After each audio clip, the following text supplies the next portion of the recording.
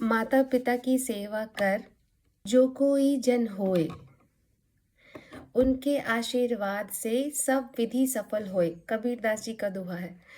अम, ये story scripture से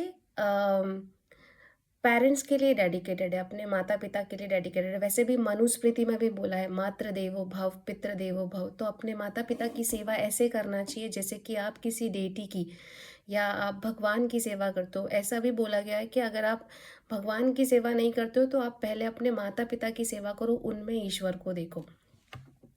तो इसका रिलेवेंस को समझने के लिए एक पुरानी बहुत फेमस स्टोरी जिसका रिलेवेंस और इम्पोर्टेंस आज भी है और आगे भी रहेगा। ठीक है, उस स्टोरी के बारे में you consider it as a revision, कि जिनको पता है उनके लिए रिवाइज हो जाएगा और जिन्हें नहीं पता है उनके लिए तो ओबियसली बहुत अच्छा है। तो शुरू करते हैं आज की स्टोरी। तो ये एक लड़के के बारे में है जो कि बहुत एक छोटे से गांव में रहता था। उसका नाम था श्रवण कुमार।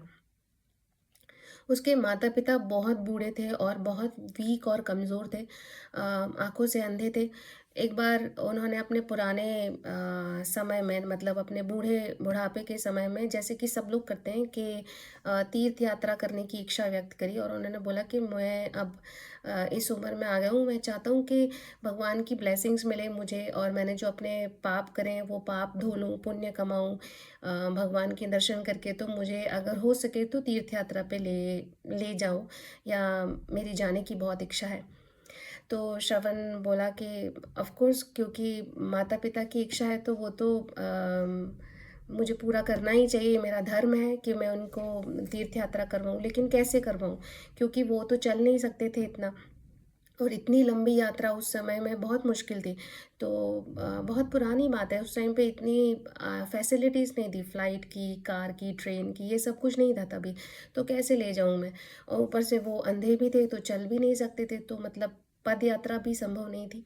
तो क्या करें, तो उसने बांस से एक कावड़ बनाया, एक बांस लेके वहाँ पे दो तराजू के जैसे दो बास्केट्स बनाई, और बास्केट्स के अंदर एक में अपनी मम्मी को और एक में अपने पापा को बिठा के अपने शोल्डर्स पे लेके चलना शुरू किया। और बिना थके, बिना ये एक्सप्रेस करे कि इससे मुझे कोई कष्ट हो रहा है, बल्कि इसको इंजॉय करते हुए कि मैं अपने माता पिता की किसी तरीके से कोई काम आ पा रहा हूँ, उसने ये जर्नी शुरू करी।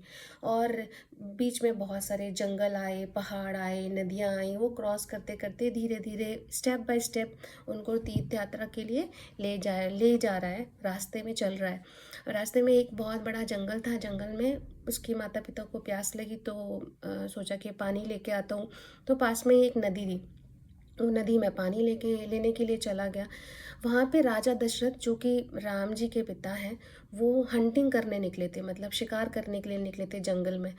तो जब वो पानी निकाल रहा था, किसी बर्तन में भर रहा था पानी अपने माता पिता के पास ले जाने के लिए, तो पानी की आवाज़ सुन के उनको ऐसा लगा, राजा दशरथ को, कि वहाँ पे कोई हिरण पानी पी रहा है। और पानी की आवाज़ सुनते ही, वो तो आवाज़ सुन के ही निशाना लगा सकते थे, उनके पास में ये क्वालिटी थी। तो उन्होंने आवाज़ सुन के ही निशाना लगा दिया। तो निशाना तो ओबियसली सही जगह पे ही लगेगा, क्योंकि उन्होंने बहुत प्रैक्टिस करी हुई थी और वो बहुत माहिर थे उसमें। तो निशाना सही जगह लगा, लेकिन वहाँ तो हिरण नहीं था, वहाँ तो श्रवण कुमार था। तो निशाना जाके श्रवण कुमार को लग गया और बहुत ज़ोर से आवाज़ आई, क्योंकि बहुत ज़ोर से चोट लगी थी तो आवाज़ तो आनी ही थी। तो बहुत ज़ोर से आवाज़ आई, आवाज़ सुनने के बाद उन्हें पता चला कि वो हिरण नहीं था, वो तो कोई इंसान था। और बहुत दुख के साथ में भागते हुए वो जाके पहुँचे कि किसको जाके चोट लग गई है करके पहुँचे। तब श्रवण अपनी आखिरी सांसें ले रहा था, और उसको आखिरी सांसों में भी अपने मरने का दुख नहीं था, उसको ये दुख था कि वो अपने माता पिता को पानी नहीं पिला पाया, और मेरे माता पिता प्यासे हैं और उनकी ये जो तीर्थ यात्रा है ये भी कंप्लीट नहीं हुई। तो राजा दशरथ जाके उससे बहुत माफ़ी मांगते हैं कि मुझसे गलती होगी, मैंने सोचा कि ये हिरण है, और वो सोच के मैंने निशाना मार दिया, अभी मैं बहुत माफ़ी चाहता हूँ। तब श्रवण कुमार उसे बोलते हैं कि मैं आपसे एक प्रार्थना कर रहा हूँ कि ये पानी ले जाके मेरे माता पिता को पिला दो, क्योंकि वो बहुत प्यासे हैं, और उनसे मेरी तरफ से क्षमा याचना कर देना कि मैं उनकी तीर्थ यात्रा पूरी नहीं कर पाया। और इस इंसिडेंट के बारे में बता देना, वरना वो कहीं ये ना सोचें कि मैं अपना जो धर्म है वो पालन क्यों नहीं कर पाया, इसके बारे में उन्हें पता चल जाए। तो राजा दशरथ जाते हैं और उनके माता पिता को पूरी घटना विस्तार से बताते हैं, और वो सुन के वो बहुत दुखी हो जाते हैं, और दुख में वो भी मतलब मरने के पहले राजा दशरथ को श्राप देके जाते हैं कि जैसा पुत्र वियोग में हम तड़पे हैं, वैसे ही पुत्र वियोग में तुम भी तड़पोगे। और राजा दशरथ को ये जो श्राप है, ये तब सच होता है जब राम जी को 14 वर्ष का वनवास मिलता है, और वनवास के समय में राजा दशरथ भी पुत्र वियोग में तड़पते हैं। तो ये स्टोरी हमें बहुत सारी चीज़ें सिखाती है। पहली चीज़ तो सिखाती है कि श्रवण अपने आखिरी समय में भी खुद के बारे में नहीं सोच रहा था, अपने माता पिता के बारे में सोच रहा था। मतलब कि वो कितना ड्यूटीफुल था, कितना निष्ठा से अपना कर्म कर रहा था, और अपने माता पिता के प्रति उसकी कितनी भक्ति थी, कितना डिवोशन था। तो वो समझ में आता है। दूसरा चीज़ समझ में आता है कि वो अपना काम करने के टाइम में उसको बर्डन समझ के नहीं कर रहा था। तो अपने माता पिता का बूढ़े होने के समय में भी उनकी सेवा कर रहा, बिना एक्सपेक्टेशन के लिए कि ये हमारे लिए क्या कर पा रहे हैं अभी या क्या नहीं कर पा रहे हैं। उसने अपने माता पिता को कहीं कोई वृद्धाश्रम में नहीं डाला। ठीक है, तो ये सब चीज़ें हमारी सीखने वाली चीज़ें हैं। तीसरी चीज़ है, जब हम कोई गलती करते हैं ना, तो इमीडिएटली हमें जाके सॉरी बोलना चाहिए और हमें माफ़ी मांगना चाहिए, जो कि अक्सर लोग नहीं करते। उन्हें बहुत तकलीफ़ होती है और अंदर बहुत ग्रजेस रहते हैं कि नहीं, हम क्यों जाके माफ़ी मांगे। तो कभी भी सॉरी मांगने में या थैंक यू बोलने में, अपना ग्रैटिट्यूड एक्सप्रेस करने में देर नहीं करना चाहिए।